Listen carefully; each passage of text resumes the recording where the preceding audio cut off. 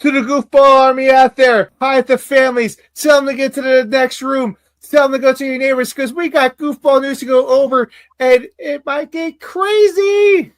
Typically does, guys. If it's your first episode ever, you got like 30 seconds before we start, so not enough time to go to the bathroom, but go get a drink because trust me, you're probably going to need it there. In the meantime, the rest, if you haven't already, go ahead and hit that thumbs up, hit that subscribe button, hit that bell. That way you know about future episodes as well, guys.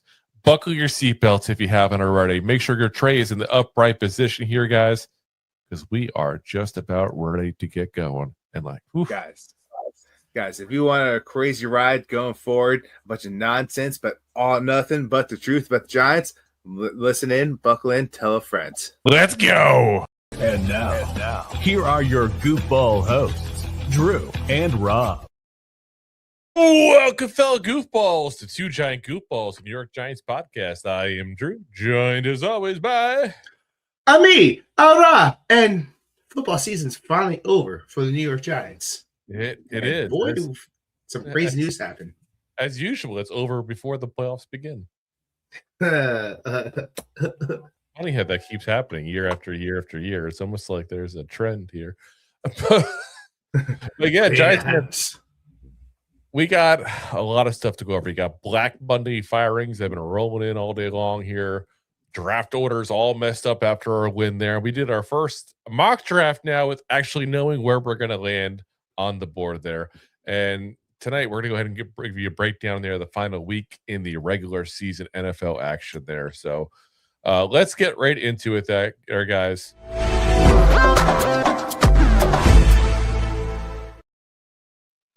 All right, let's get into Black Monday first. It's Black Monday, and Black Monday isn't about one firing. It's about what the league is telling you about impatience, failures, and resets. There's all kinds of stuff going on. So first off, let the cat out of the bag, as Deb's already put in the comments. The Giants are officially keeping Joe Shane on. Continuity. Yeah, continuity. We can fire someone else next year. I don't get it. I don't agree with it. I don't like it. Once again, we are setting the reset button partial. Yeah. That's my problem. You get the new quarterback last year. You get the new coach this year. I guess we get the new GM next year. It's like, just flush it out. Move on. It's time. It's been time. We called for this last year. And I don't get it. It's what they're going to do. We did also, of course, get the news. Let's be honest, not unexpected at all. The interim head coach, Mike Kafka, will officially interview for the Giants head coach job. Again, I kind of expected that one there. Yeah. Again, he also fits the Rooney role. I mean, like it or not, that's something that teams look at. Do we have somebody we can fill that role with real quick? Guess what? We have one. No, we have him in-house. Yeah, so do it. The first tumble there, so to speak, was with the Falcons.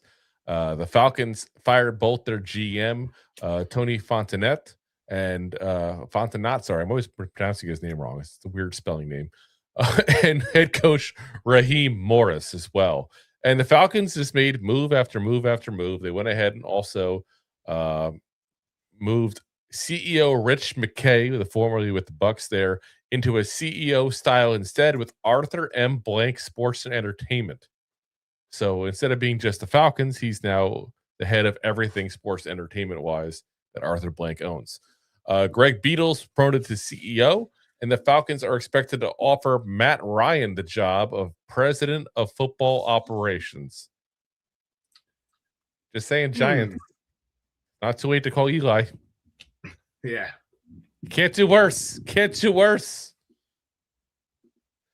It's definitely like one of those moves to appease the fans. Like, when an organization's not that bad, you want to go back to the good old days and bring your quarterback to rush you to the Super Bowl last. Oh, yeah. And have him on there.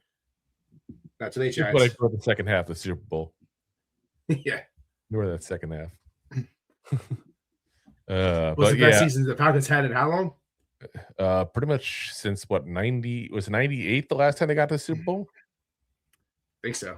I think that was it with the Dirty Bird year with Chris Chandler Was it Jamal Anderson? Was that the running back's name? I don't remember. I was too young. Yeah, I'm dancing again, guys. Deal. Anyway, that 99. Matt Ryan will be staying. I was close. Matt Ryan will be staying on with his TV role. So I guess he's doing a Tom Brady thing there. I don't know how this is allowed nowadays. You got a partial owner and you have a president of football operations talking football weekly on TV. Like, that's not a conflict of interest, having to interview players and all. Yeah, big conflict of interest. Now, Falcons have already requested to interview Dolphins DC Anthony Weaver and Seahawks offensive coordinator Clint Kubiak. Meanwhile, Raheem Morris is expected to meet with the Titans about their head coaching job as well. Now, I will say this. I wouldn't like Morris as a head coach. He's not who I want. But if you can get him as a DC, I'd be intrigued. He's not a bad defensive coordinator, and he's a nice guy. It just seems like something doesn't quite fit for him as a head coach for some reason. Because now he's gotten enough shots where you kind of know what you got. He was with the Bucks, twice with the Falcons now. You know, he's all right. He's not great. You want great. We want great. Yes, we deserve great coordinator. I like him for that option. Again, we're going to need one of those. Titans, meanwhile, along with expecting to meet with Raheem Morris, also have requested interviews with Chiefs offensive coordinator Matt Nagy, defensive coordinator Steve Spagnuolo, Broncos defensive coordinator Vance Joseph, and Colts defensive coordinator Lou Anarumo. So you got all kinds of Titans already trying to make moves here. The Browns went ahead and fired Kevin Stefanski. We talked about him last week, and there's a lot of rumors and rumblings with him with the Giants. And Adam Schefter is reporting that he will be in with the Giants for an interview at the very least. And it seems like Stefanski's pretty high on their list, to be honest with you guys, from everything I'm hearing. So we'll see. A lot of that, which... Listen, he is a 2-time NFL Coach of the Year. I get it, where it's like you can sit there and say you could do worse. And I'm not disagreeing you could do worse. I just think you also could do better. Yeah, you do a lot better. But yeah, we'll see. I mean, there's a lot of people that like him a lot. So the Cardinals also fired head coach Jonathan Gannon, who, listen, you talk about DC coordinator positions. I would hire Gannon in a freaking heartbeat. That guy, like, remember, he was the guy who had that sack record defense with the Eagles and everything. How much would that piss off Eagles fans for us to get their guy? Go for it. Amazing. Do it. Yeah. Like that's what I think is a good option there. Again, I don't know if him and Stefanski or anybody else have a relationship, because obviously they tend to know people they hire, but I like it. Raiders fired head coach Pete Carroll, and he's now off to Pete sneaking out the door. He's off to now coach the Shady Acres Retirement Community Football Team. He's done. He's done. Now, rumor is the Raiders, we talked about this briefly yesterday. Rumor is the Raiders are interested in getting Vikings defensive coordinator Brian Flores to be their head coach and bring on Brian Dable as his OC. Interesting, because you got two guys that are from the Patriots tree. You got Tom Brady there, obviously. So obviously there's a relationship right there. It'd be intriguing. One guy that we were very interested in. Ravens are expected to keep head coach John Harbaugh, though they may make coordinator changes. I personally think they should fire him. I would recommend it.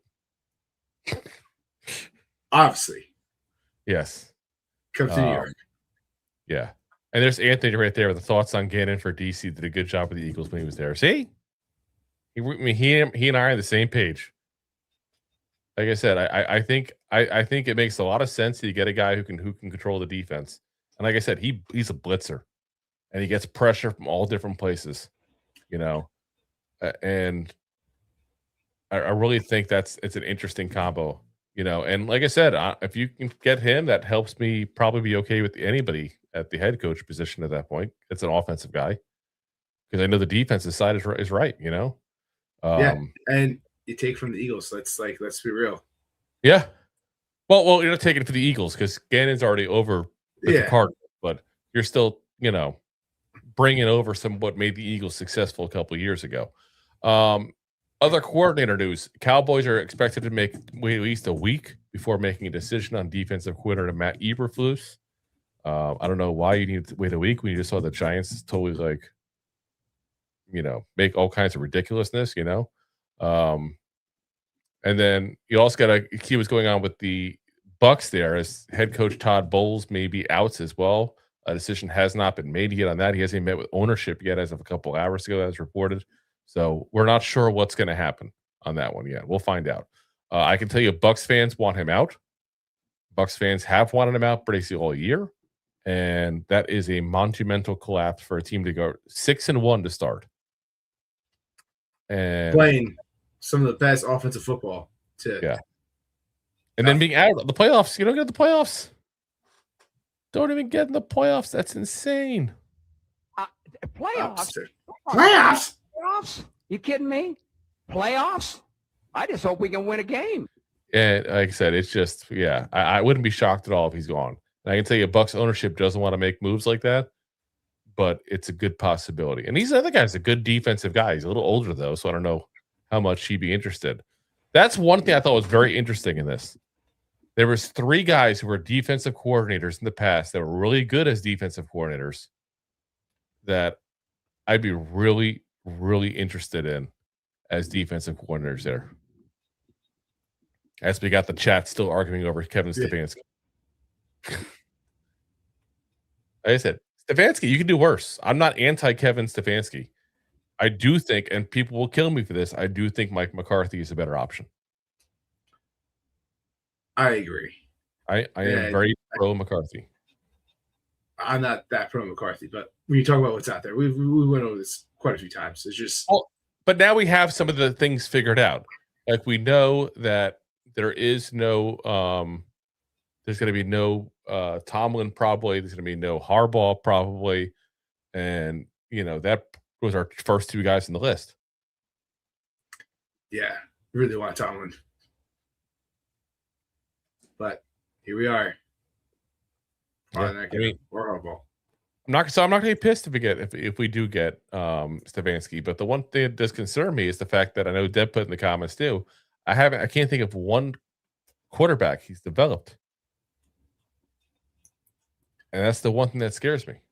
And he had plenty of opportunities. Well, in the past few years, Cleveland though too, and Cleveland sucks. Let's be honest. Cleveland, nobody succeeds in Cleveland. Yeah. Cleveland hasn't been relevant in ever. That's what the big issue is. But we'll have to find out. Jim Schwartz, I'm hearing you guys in the comments there talking about that. There is rumors that wherever Stefanski goes, that Jim Schwartz would potentially follow. Jim Schwartz is a hell of a defensive coordinator as well. I'd put him right there with the other guys that we talked about for Raheem Morris and Todd Bowles and Jonathan Gannon. He's definitely a damn good a damn good defensive coordinator. So like I said, I'm okay with it. It's just Stefanski doesn't get me excited because I don't see the success. I mean, Grant, you've already hit that. Yeah, you already brought it out there. Like he's been coaching the Browns past 5 years, and it's the Browns. It's the Browns. But he, as a head coach, has a lot to say about what's going on, and he kept him there for 5 years and 6 years. I think wasn't it 6 years? Either way, it was the longest tenure. Also, how many wins is that? Like, what's his career over there? He's had how many quarterbacks that has not developed over there? At least 10. Yeah. But I mean, in all fairness, see, part of my problem with Stefanski is I don't know how much was him, and I don't know how much was Cleveland. Does that make sense? Like, how do I trust that he's wasn't part of the problem there? And how do I know how good he is or isn't when that's where he was? Two-time coach of the year, does it in 2020 at that point. Does it also in was it 23? I want to say, yeah, 23. 11-6 in 23. That's pretty damn good for the Browns. That's pretty goddamn impressive. Who was their quarterback even? Jacoby Brissett? Yeah, I think so. Jacoby Brissett. Nope, that's free agents. Hold on. I'm trying to look at it real quick because I don't even know who it is off the top of my head here. It's not even telling me. Let me see. Browns. I'm going to look it up. I can't remember who it was. Browns passing leader 2023. I know that was Baker. So Joe Flacco. Oh, that was the wacko Flacco here when he came in out of nowhere and lit it up the second half. That is right. Interesting. I forgot about that part. So, like I said, I get where everybody's saying, and this is why I don't hate him. Like, who did he really have to develop? Shedeur Sanders, who I don't think is that good. Deshaun Watson, who, we all know is not the same quarterback basically since he left Houston. Joe Flacco, is he developing 50-year-old Joe Flacco? Wacko Flacco. But I'm saying, I get it. I just can't sit there and get excited by him either. No. I'll say this, though. Now that we know Harbaugh and Tomlin are gone, he's probably in my top 5. That's fair to say. Top 5 is fair to say. He's in my top 5. So I'm not going to be pissed if we get him. But I'm not going to be ecstatically, going crazy either at that point. And if he brings Jim Schwartz with him, then I'm even more okay with it. Because Schwartz would fix his goddamn defense in a heartbeat. And the pro to having such a defensive, side of football, coach staff, we have some good players on defense. We could fix that defense. And if we start keeping teams in check, what does that do for the offense? It really helps them develop players in the offense.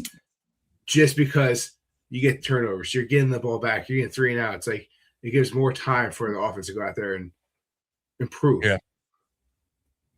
And, remember when Baker was available as a free agent, and I said that Baker winning a playoff football game for the Browns was like winning a Super Bowl for most teams? Yeah. Stefanski got him there twice in the playoffs. The Browns have been to the playoffs twice as much as the Giants in the last 6 years under him. To throw that out there. Fair. So, yeah. Like I said, not horrible. It's just not my top guy. We'll see. But he's looking like definitely a hot commodity at this point for the coaching. So, let's take a look at the next topic here because, listen, we know now where we're picking. We're picking pick 5. We went from pick 1 to pick 5, all because we couldn't lose one of the last 2 games. Yeah. We lost either one of the last 2 games. We have the top pick in the draft. I know we're not supposed to be pissed about that. We're supposed to be happy, but I am. It is what it is. We'll have to be upset by that. Now that we know where we're picking, let's do a mock draft. Let's do it because now we know. We know what we need. We've seen what this team has done all year. We don't know free agency, obviously. And now we're picking number 5. Can't believe we're picking number 5. I'm still pissed. Redonkulous. So here's what we did. Very first move. We got pick 5. To be very frank, there was nobody there I wanted. So we traded. We traded anyway. Trading back. Baby, trade back. We did. Give us all the picks. The Bengals. We ended up getting pick 10, pick 41, and a 7th round draft pick next year.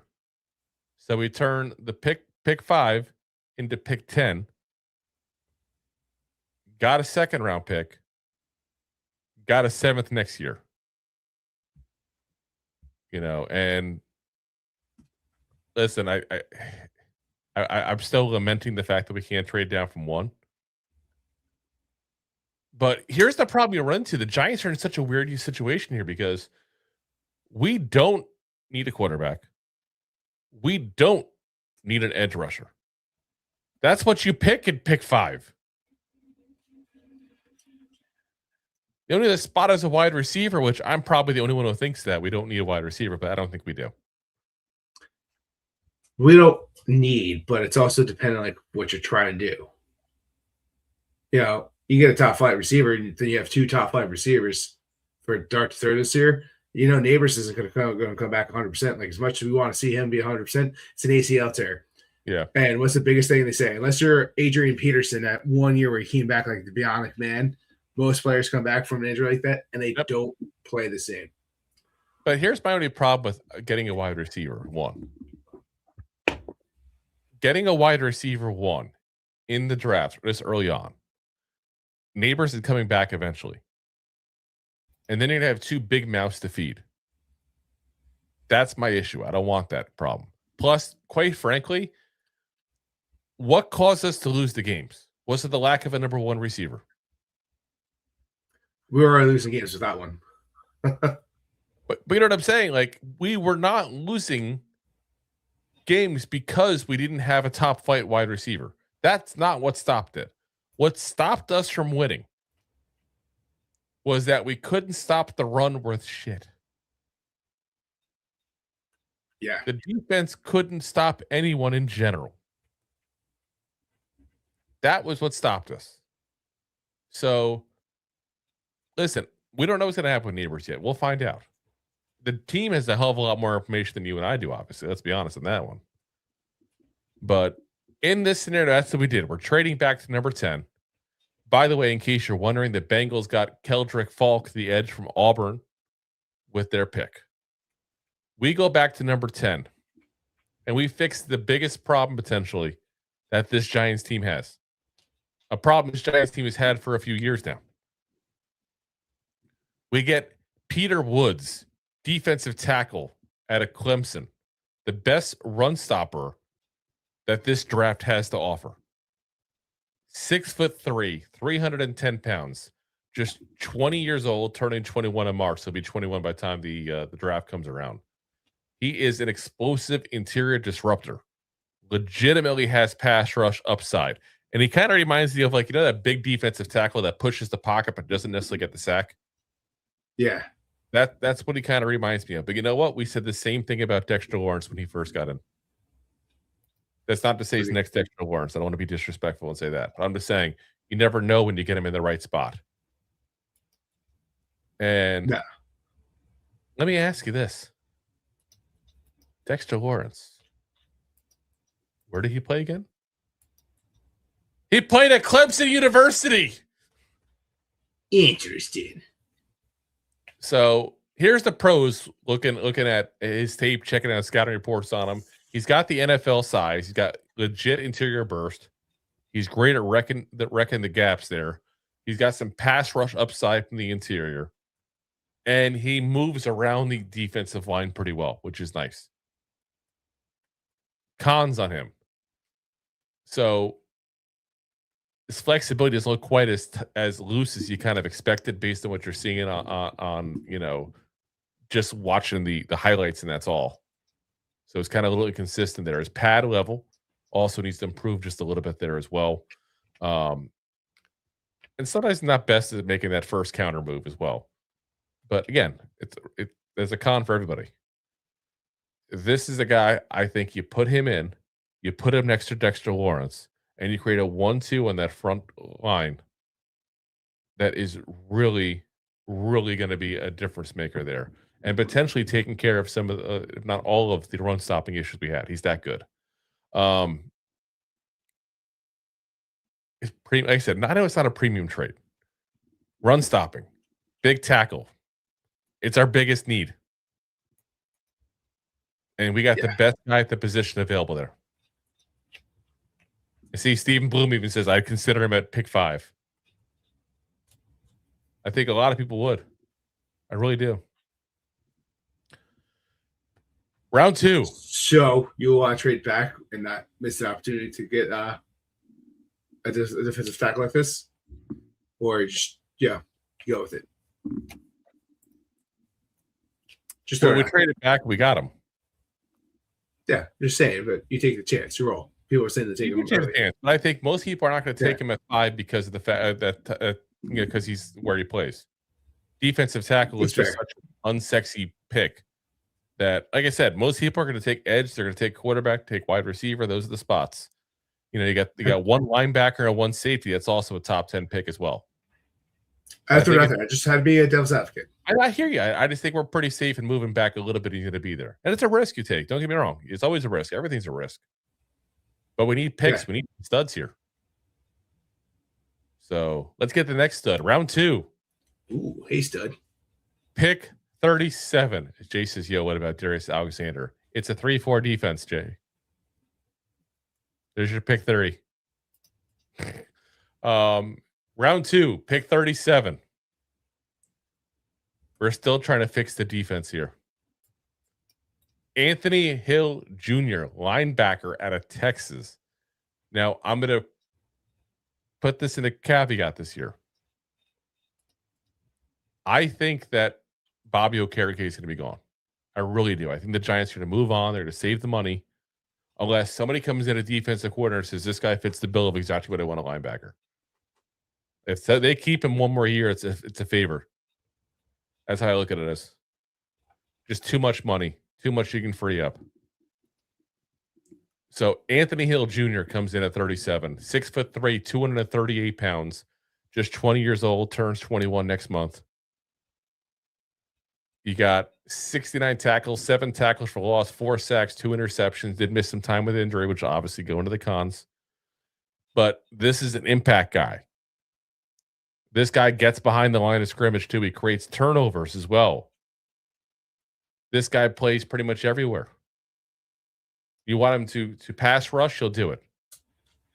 You want him to go ahead and stop the run, he'll do it. You want him to go ahead and cover, he'll do it.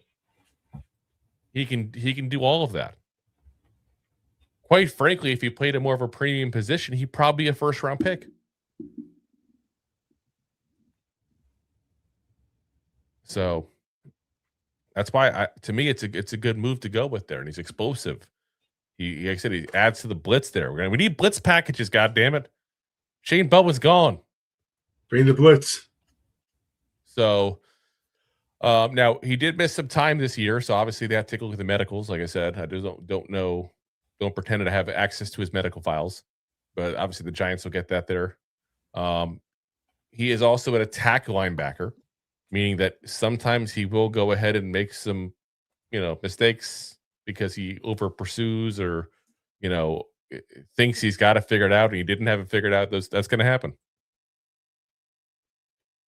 But here's a guy that has the speed, the pressure, the coverage ability, all the stuff you need at linebacker. I honestly think this kid's going to be a freaking stud. I really do. And I wouldn't be shocked if he moves into the first round, to be honest. We'll see. We'll see. Don't know. Next up. Yeah. This is the pick we got from the Bengals, by the way, guys.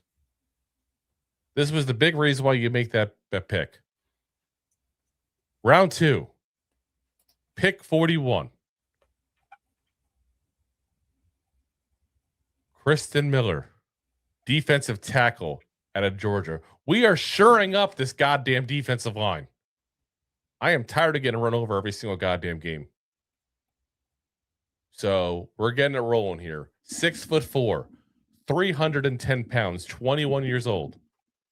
23 tackles last year, 4 tackles for loss, 1.5 sacks.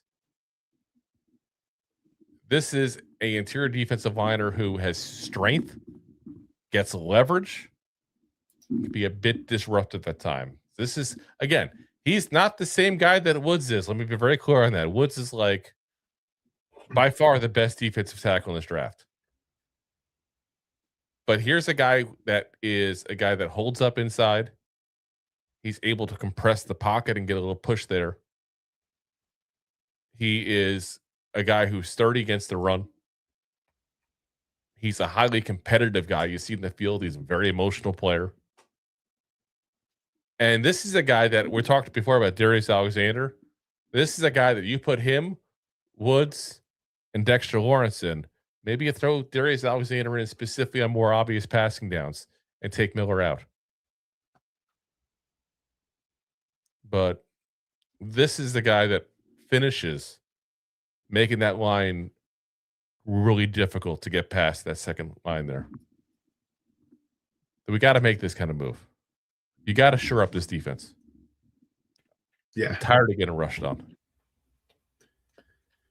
And especially if you're taking, defensive mind head coach, this is something that give them the tools to create a defense that's going to be good for a long time to come.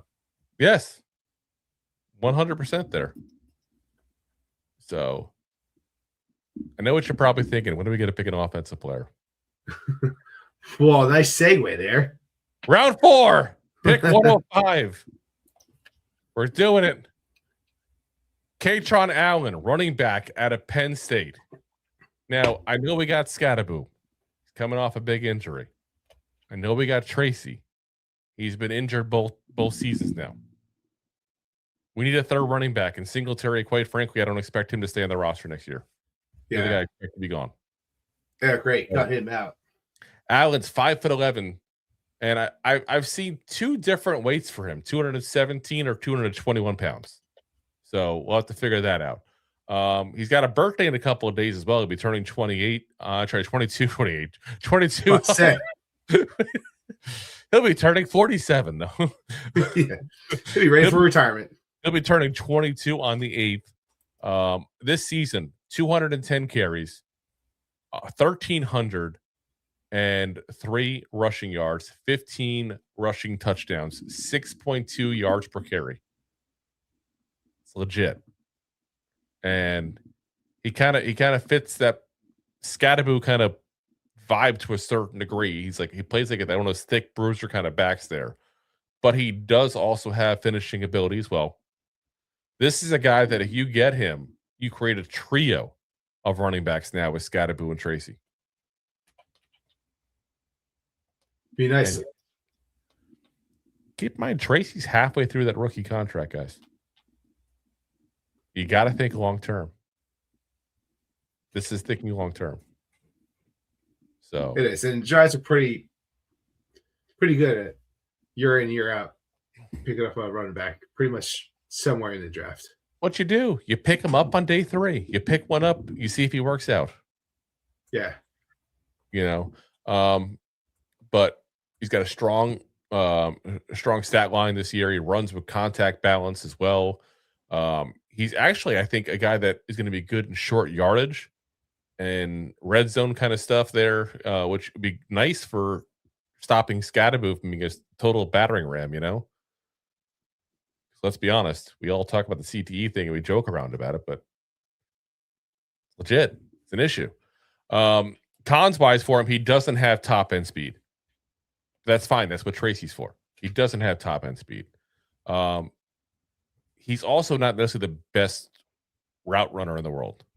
But again, Scatterbo and Tracy already are very good route runners. I'm not worried about that. As long as I got one of the two of them healthy and he's our third guy and he becomes the second guy if one of those two get hurt, I'm good. He's a stable runner. He looks like a legit NFL running back. He just doesn't look like a guy who's ever going to be your workhorse back, your number one, your guy that you're going to be counting on for everything. It's not what he is. No. You're at the goal line, put him in. Yeah. He's a tank that runs right through the middle. That's what he does. Now, we got a lot of big boys there on the defense. We need one for the offense. Round 5, pick 145. Jude Bowery, offensive tackle at a Boston college. Listen, you all know that. He's a piss. Giants just love Boston college players. They always have. Goes back to the Tom Coughlin days there. 6'5", 311 pounds. 22 years old. Big boy. Yeah. So Now, he did miss again. The other guy did miss some time from injuries, but I'll say that up front. We got to keep an eye on where he's at there. But he's played 9 games last year at left tackle. Keep in mind, we're going to lose. I know it's not a big loss here. Any of the guys I'm about to list. Let me just caveat this with none of the guys I'm about to list are big losses. We're going to lose, though, Evan Neal, Josh Azudu, and Oliver Hudson this offseason. We need a tackle. Yeah. So, you got Bo, and Bo could be your swing tackle, potentially, depending on what happens this offseason. We'll find out what, what goes down there with, Luminor and the guards and all that kind of fun stuff there. But he's got no sacks allowed this year, guys, with 311 dropbacks from the quarterback. That's pretty damn good. That's pretty damn good. And he is a pass protecting left tackle. That's what he is. 100%. Now, most people you talk to right now will tell you he's probably going to be a guy you develop for a year or two. And then maybe he's ready to start at that point there. Worst case scenario ends up like a swing tackle, which is exactly what we're looking at right now. But again, strong pass protector. He's got experience at left tackle, which is a premium position. And he's fit the different offensive programs in Boston College with no issue whatsoever. So, again, you got the issue where you got to take a look to see as far as how he does with the injury stuff there.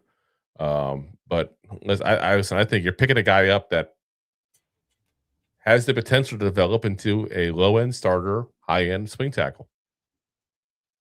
It's not bad for a 5th-round pick. No, not at all.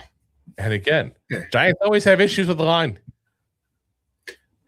We need depth over there. Let's train them in and out. Let's go. And we should be, to me, in my eyes, we should be getting one every year. We should be drafting one every single year.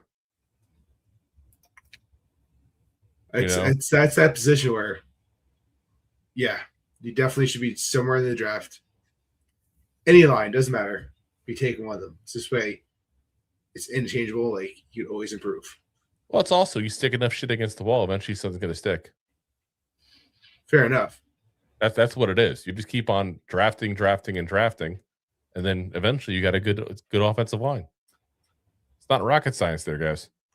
I mean, we did try it for 10 years. It didn't work so much, but I understand what you're saying. Yeah. I know you guys wanted a wide receiver. Maybe not in the 6th round, but that's what we're doing. At round 6, pick 183, Deion Burks, wide receiver out of Oklahoma. Listen, we've seen what happens with tiny receivers and Jackson Dart. That's been his thing. Wan'Dale Robinson looked amazing. Gunnar Olszewski, who has the body of a 12-year-old, has looked amazing with them.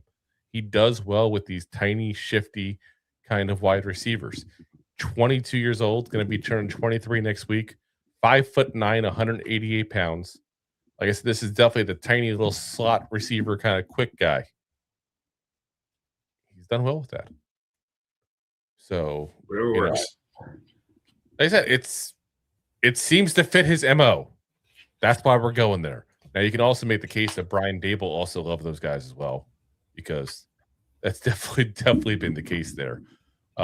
This past year, 57 receptions, 620 yards, and 4 touchdowns. So, not too shabby. Played also at Purdue for a few years as well. So, and another 600-yard season there as well. So, yeah, like I said, I think it's a good fit there overall. Nice touchdown percentage considering how tiny he is. T-Rex hands. Rawr. We could have like everybody dress up as T-Rexes that run down the field for Jackson Dart. He does well in traffic, and that's one of the things. There's tiny guys who are afraid of traffic, and there's tiny guys who run into traffic. Like, look at Jalen Hyatt, for example. We'll talk about him hopefully one last time before we cut him. But Jalen Hyatt cannot play in traffic. He cannot get around, get off blocks, and all that kind of stuff. So this is a guy that does do that. He has that Wandell kind of abilities. Obviously, the Timo version of Wandell. He's not going to be Wandell. He's not going to be a 1,000-yard receiver. But he's a legitimate guy there. And obviously his size is going to hurt him sometimes. Doesn't necessarily have the true burst that you necessarily want. But again, that's why he's a pick. You don't get 6th-round picks to go, this guy's great. He's going to be amazing. He's a superstar. He'd go in the 1st round if that was the case. So, but he's a guy that can separate. And anytime you can get guys who can separate, they're worth taking a chance on. So, all right. 2 more picks, guys. Almost there. Round 6. Pick 189. Marcus Allen. Probably not the Marcus Allen you're thinking of. Marcus Allen, the defensive back out of North Carolina. The home of Petey Pablo. 6'2", 190 pounds. Nobody's listing his age yet. I hate when they do that with draft stuff, but he's probably about 23, 24 based on what we're seeing there. Started 12 games last year, 36 tackles, 8 pass breakups, 2 tackles for loss. So he's a guy that got that knack for being around the ball there. Like I said, he's a very disruptive cover guy. He's got the size, at least frame-wise. I mean, put a little bit of pounds on there, but got the size frame-wise with that 6'2", body there to go ahead and go help with bigger receivers, go ahead and help even potentially occasionally with some of these smaller tight ends. And he's a solid tackler. He's not afraid to come up and go after the runner. That's something that's nice to see after watching, Adoree Jackson for so many years with the Giants. Afraid to hit a running back. He's not. Now, cons-wise, he's not very good at getting interceptions, which, we're used to that anyway. And he doesn't necessarily have that long speed kind of, ability. So if you're going to go ahead against a guy who's like, dare I say, like a Darius Slayton kind of guy, he's going to have a little more trouble with that.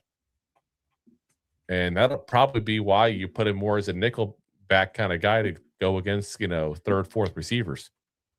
Look at this photograph. Oh, God. Sorry. Every time I do it, makes it better. Like I said, Joey said. Anyway, that's sorry. We need depth at the secondary. We do. And that's why we're doubling down round 6, pick 190 with Jalen Husky, who's actually not very husky at all. Defensive back from Maryland, 6'2", 201 pounds. Again, we're going with a little bit of a taller corner here. And he's played safety, he's played corner, he's played it all. 21, 22 years old, around that. Again, they don't list the age anywhere on him. 45 tackles last year, 2.5 tackles for loss, 4 passes deflected, 3 interceptions. Also helped out in special teams, blocked a kick, got a fumble recovery. So that's 12 games overall, 11 starts. Now, there are some weird, again, this is the craziness of what you see there on the draft boards here. There are some other places that are showing different stats as well. This is directly from Maryland, the stats I'm giving you guys. So if that's wrong, blame Maryland, not me. Yeah. Now he's good at, again, he's good at getting takeaways. Like I said, 3 interceptions. That's not too shabby there. Again, the block kick, he's made some special teams, which again, 6th-round pick. What makes the difference? Are you good at special teams? He is. The only thing you're going to look at there for him basically is he's not necessarily the best at taking angles. And there are people like literally argue over whether he's a safety or a corner. He's that tweener. Super in-betweener. And you know what? If you're going to argue, just put him at nickelback. Because this is how you remind him who he really is. It's not like you to go dime back. Oh my God. Say dime bag? Are we doing Pantera now? It's a dime back, but yeah, dime back. Can't you see how easily you're bothered by persistent? Anyway, like I said, I think it's a good day 3 defensive back guy. Go ahead and get some depth at position. I mean, look, how many times we were pulling guys off the streets to play corner or safety? It felt like every other week. Yeah. So that's why we're getting a couple late guys there. So listen, guys, it's weird because you look at what we have on the team and you'd expect somebody to go crazy on the offense. We went crazy on defense here, guys. We went ahead and the first 3 picks, we're shoring up the run defense. We're getting the best run stopper in this whole entire draft in Peter Woods. We're going out and getting one of the top linebackers, Anthony Hill Jr. We're going ahead and double down on the defensive line with Christian Miller. Then we're getting that 3rd running back, Katrin Allen out of Penn State there to go ahead and mix it up there with Scat and Tracy. We're beefing up the offensive line with Jude Bowery. Hope we got a big guy we can develop into a swing tackle there. Dion Burks, trying to add another little guy onto that wide receiver core. Dion. And then again, we're shoring up that defensive backs there with Marcus Allen in North Carolina and Jalen Husky out of Maryland. I don't think it's bad. I know there's people that want the sexy big name at pick 5. I feel like that's what's going to happen. I don't think we need the sexy big name. We need a solid name. Win at the line. Yes, build the trenches. We can't stop a running back. Hell, Tank Bixby had 100 yards on us after they freaking pulled Saquon because Saquon already had his 100 yards. Absolutely absurd. You know, like look at the Lions game. We gave up a touchdown on a run on the very first play.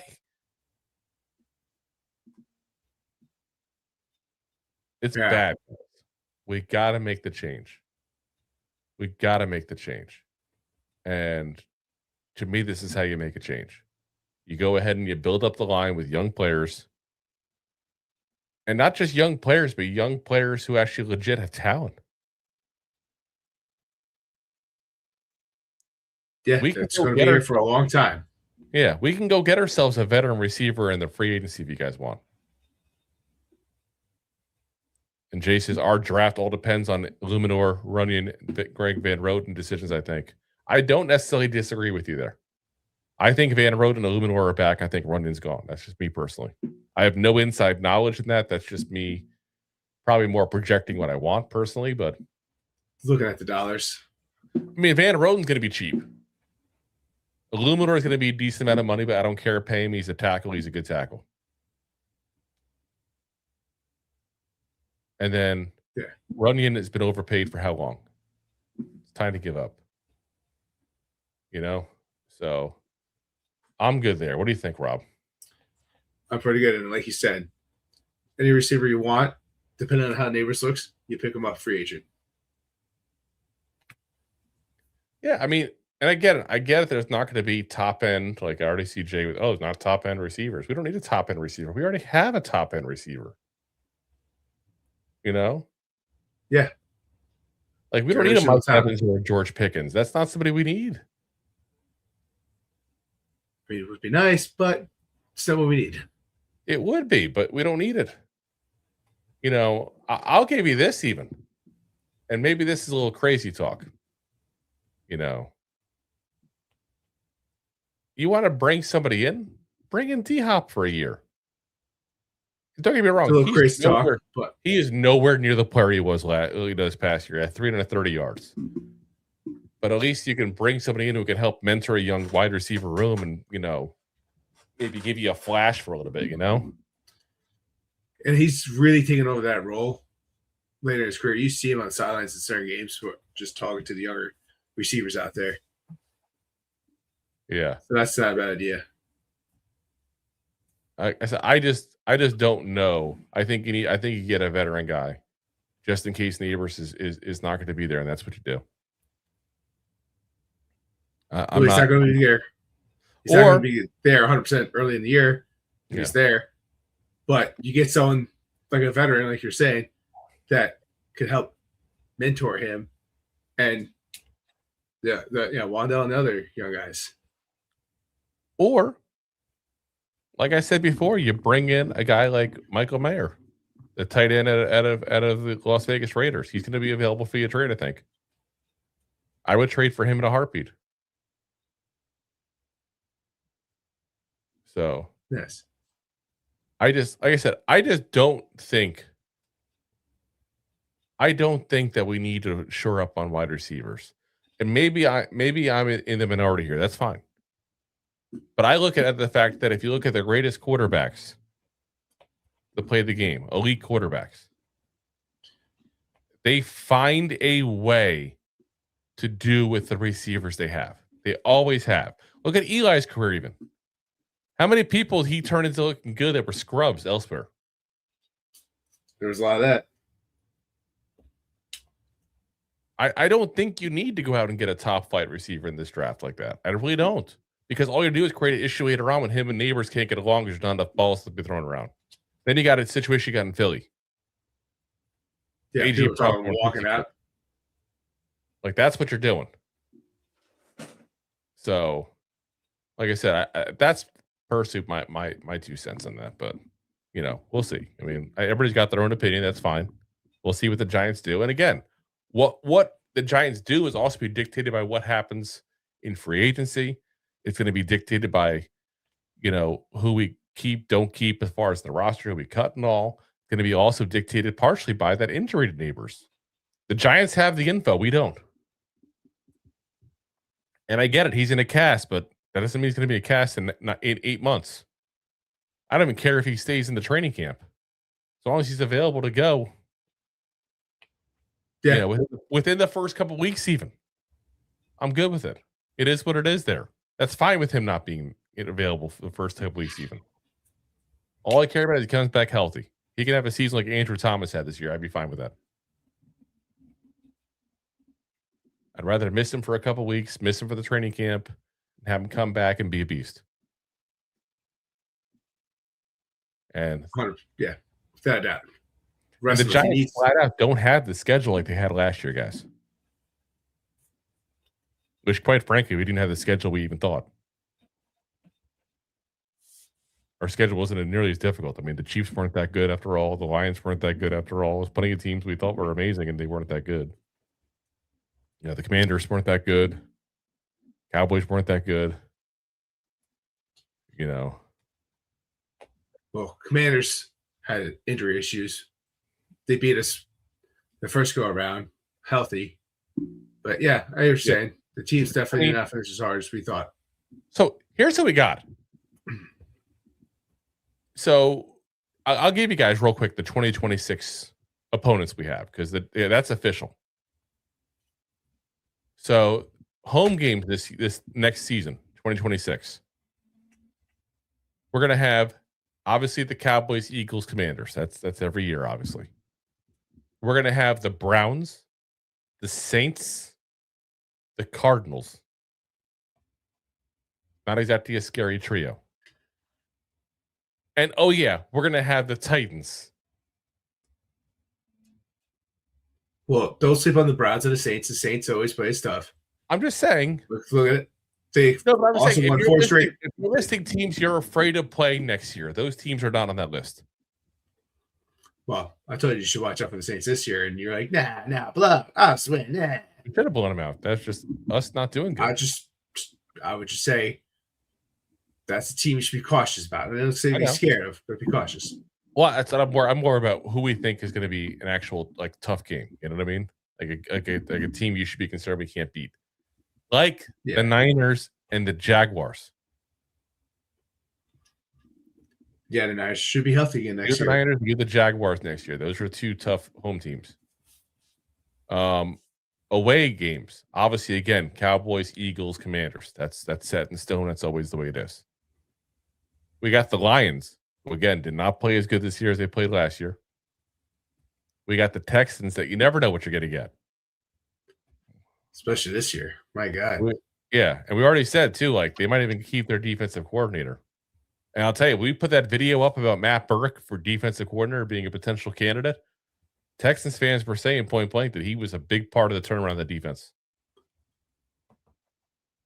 So we got the Colts. Who knows who's playing quarterback there? Let's be honest. We have no clue who's playing quarterback there for the Colts. The Colts don't even know. I guess. Yeah. Well, Phillip Rivers is not coming back. TJ's probably not going to be healthy week 1. So, do they look at the draft? They definitely would have to trade up if that's the case. It's kind of hard. Yeah, like I said, we'll have to see there. We do have the Rams and the Seahawks away.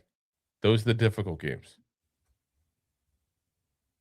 So it's not all easy, but that, if you look at that schedule, that is not as scary as people were scared of looking at the schedule last year.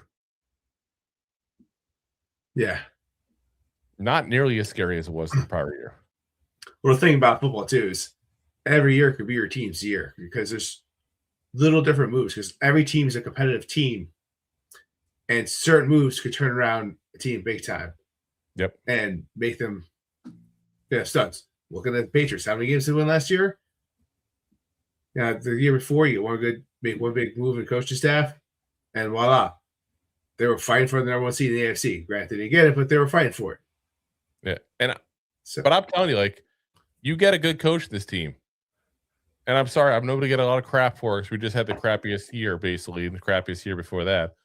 You get a good coach in this team. I still think this is a good team. We couldn't get past Shane Bowen. We couldn't get past Brian Dable.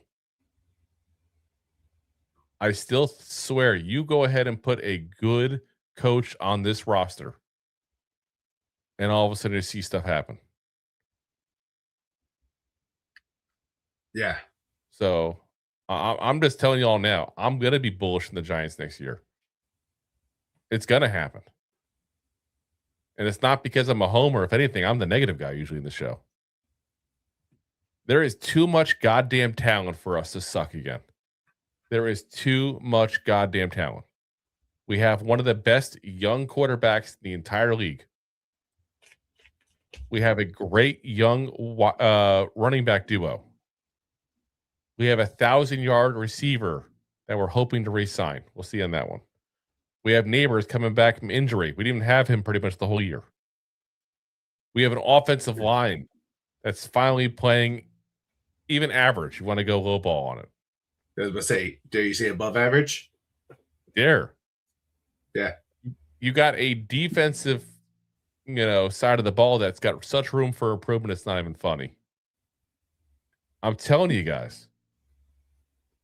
I know we kind of go into most of the off seasons extremely negative because, to be honest, again, the Giants have sucked a lot the last couple of years. I really think I'm going to be bullish this offseason. So fair warning, if you're the person who wants to just hate the Giants and be negative, you're probably not going to like this offseason. There are people like that. I mean, I get it. And listen, if y'all want to be negative too, I'm here for it. You don't got to be positive just because I am. Don't be positive because Rob is. Be you. We're not going to be the show that gets pissed at you. Just do you.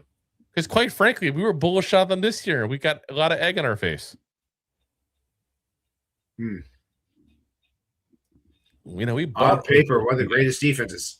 Yeah, we bought all the BS about a top 5 defense and all. We bought it all. Yeah, we definitely have the talent there. So, coaching. Yeah, it's exactly what it is, guys. So, all right, guys. Well, we were supposed to do a Week 18 recap, but we're like an hour in already. We haven't started. Those usually go for like an hour.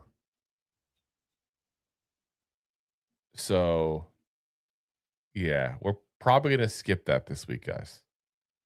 Yeah, sorry, guys. There's a lot going on behind the scenes. Yeah. So, now, we'll be back Wednesday, though, for you guys. Wednesday, we're going to do one of two things, depending on what's going on.